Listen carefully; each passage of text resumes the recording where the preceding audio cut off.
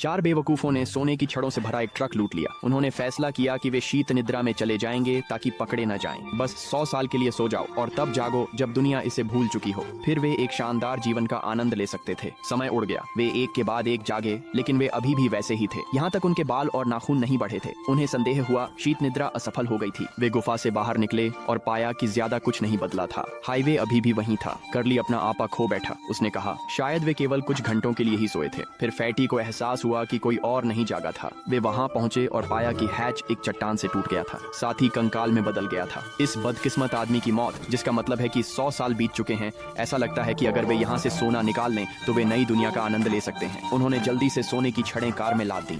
जाने से पहले कर्ली ने अपने साथी से एक बाल्टी लाने को कहा। जैसे ही वह दूर चला गया, कर्ली जल्दी से कार में बैठ गया और तेजी से चलाने लगा। उसने गैस पैडल को पूरी तरह से दबा दिया। अपने साथी को खत्म करने के बाद कार अचानक काम करना बंद कर दी। कार को खाई से गिरने के कगार पर देखकर कर्ली कार से कूद गया। कार खाई में लुढ़क गई, साथ में सारा सोना भी। फैटी खाई के किनारे की ओर दौड़ा।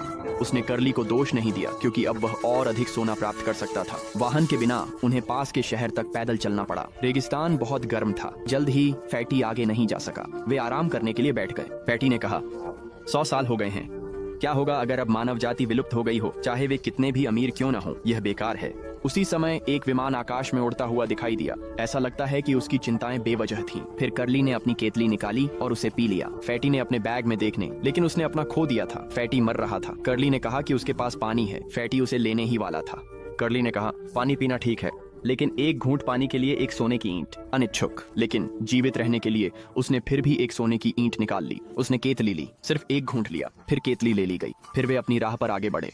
सूरज धरती को झुलसा रहा था। उन्हें सड़क पर एक भी गाड़ी नहीं मिली। फैटी फिर से सहन नहीं कर सका। व्यापार जारी रहा, लेकिन कर्ली ने हर बार उसे थोड़ा ही पीने दिया और यह कई बार चलता रहा। फैटी ने अपनी जान के लिए भुगतान किया। कर्ली ने पानी से पैसे कमाए। फैटी की सोने की छड़ें कम होती जा रही हैं। कर्ली का बैकपैक भारी होता जा रहा है। फैटी फिर से व्यापार करना चाहता है, लेकिन कर्ली ने खुद एक बड़ा घूंट लिया। उसने कहा कि पानी ज्यादा नहीं बचा है, कीमत बढ़ाने का समय आ गया है। एक घूंट पानी के लिए 2 सोने की छड़ें। फैटी ने अपना बैकपैक खाली कर दिया, लेकिन केवल 3 सोने की छड़ें बची थीं। उसने उनमें से 2 उठाई। कर्ली ने उसे केतली थमा दी। फैटी ने उसे अपने मुंह में उंडेल लिया। कर्ली उन्माद में था। अब सारा सोना उसका है। जब कर्ली फैटी की ओर नहीं देख रहा था तो वह तुरंत उठ खड़ा हुआ। उसने कर्ली को सोने की छड़ों से मारा तो लालची कर्ली ऑफलाइन हो गया। फिर फैटी ने अपनी यात्रा जारी रखी, लेकिन सोने के भारी वजन के कारण वह जल्द ही थक गया। वह गिरे हुए सोने को भी नहीं चाहता था। सारा पानी पीने के बाद फैटी गिर पड़ा। फिर एक अजनबी ने उसे पाया, सोना पकड़े हुए। फैटी ने मदद की गुहार लगाई। उसने कहा कि अगर वह उसे शहर ले जाए। उसने वादा किया कि वह उसे एक सोने की छड़ देगा। यह असली है, तुम इसे ले सकते हो। लेकिन इससे पहले कि वह कोई पानी पी सके, फैटी भी ऑफलाइन हो गया। आदमी ने छड़ उठाई और अपनी पत्नी को दिखाई। उसने कहा कि मोटा आदमी सोने को बहुत अधिक महत्व देता है। पत्नी कहती है कि यह 100 साल पहले कुछ मूल्य रखता था, लेकिन अब इसका क्या फायदा? तो उसने उस बेकार धातु को जमीन पर फेंक दिया और अपनी कार में बैठकर चला गया।